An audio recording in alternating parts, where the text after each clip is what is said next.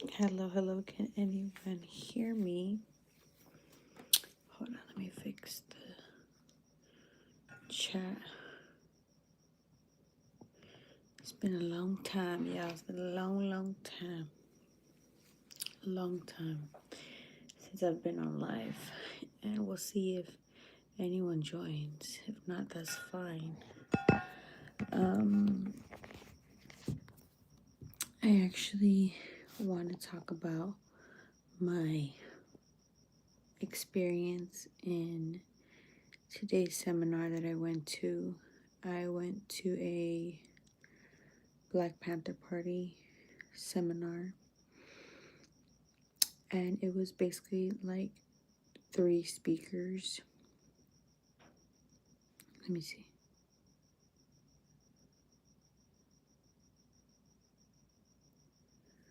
I'm gonna wait. I'm gonna wait a little bit to tell the tale.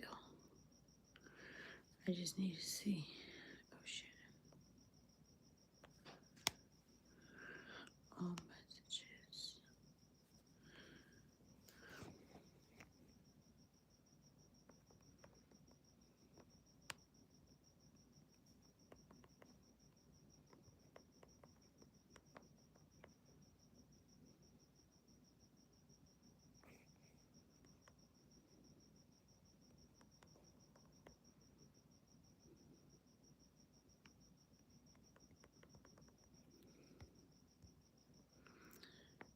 Maybe if I do this Q&A.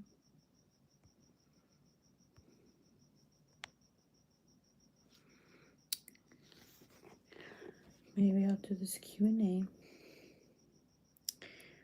I don't know how this goes, but we'll see. We'll see. Hopefully I get a bunch of people that want to hear some stories, some experience, because they really told me a lot of information that I just want to like pass on to other people. They basically kind of were saying, well, not kind of, they're basically, preaching how, the Black Panther Party was internationalized, because during that time it was like the Vietnam War. So a lot of families were coming out of concentration camps to, the US and everything. And long story short, they were saying that initially the Black Panther Party was for Black folks, but it became for everyone being oppressed. And yes, and it became everyone became, was oppressed. So it became a whole community thing. And it was really an honor just to be there before these Black Panther Party members, because, and I made sure they knew it too. I told them, I made sure to thank them, and I really went out of my comfort zone, and I really encourage all you guys to get out of your comfort zone and really put yourself out there, especially this year. You're the horse, baby. And they were basically talking about how, they didn't really sign anything to become Black Panther. It just happened. They just became involved in it. They said they signed nothing. And you know and it was really fascinating because they were letting us know their stories. And the gentleman, his name is Hank Jones, Mr. Hank Jones, was kind of telling me how not to worry, but just know that they will try and bring the people down as much as they can. But these, yeah, they also really wanted me to, they really emphasized the fact that they made tons of mistakes, and that they learned from them. And they were very, very organized, and that's how they became successful, was because the Black Panther Party was organized. And they took action. They took action. I feel like that was the only option back in the day, was to take action. There was not really any social media, but even like if there's social media, spread the word. That's kind of a way to acknowledge and spread the word.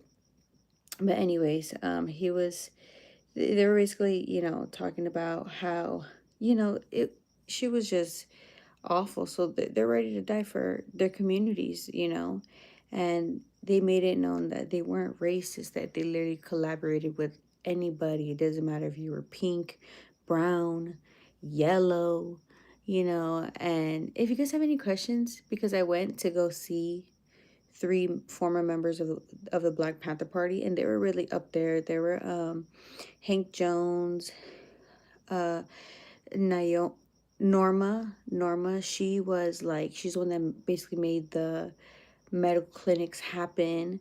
She said that how in order to get people, they would literally just ask. They would ask doctors. They would ask teachers if they're willing to volunteer their time, and people are willing. People are really willing, and they also made it known that Mr. Hank Jones, he was really my favorite. Oh my God, he's amazing, Abraham, isn't he? Oh my gosh, he's inspiring. He's 92 years old and he's still sharp and he's still telling his stories, and it's just amazing how he can, when he tells his stories, he relives through them.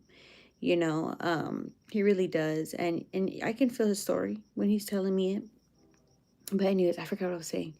Back to what was he saying?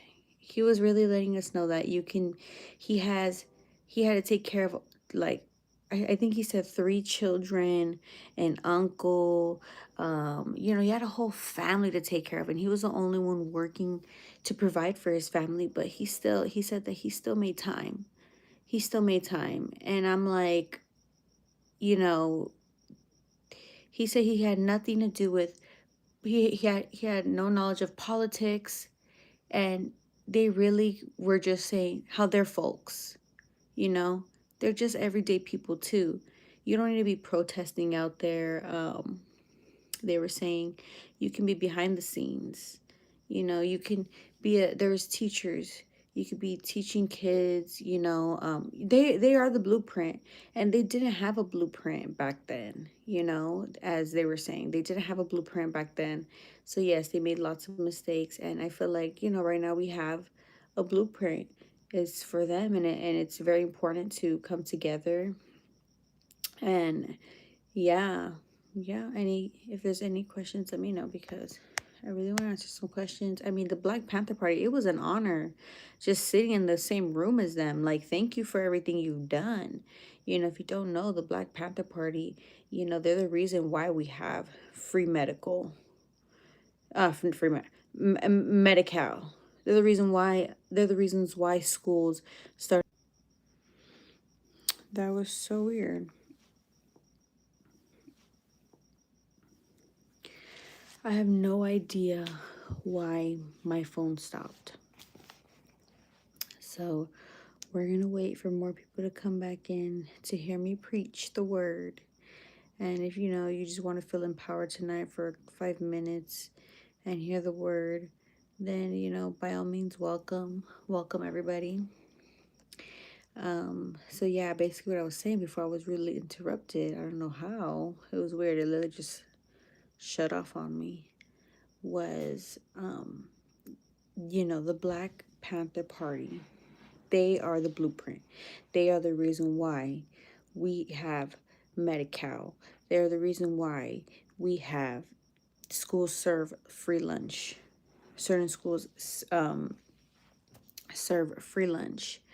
And it's very important not to forget about these things. Thank you very much. I appreciate you, Tyler.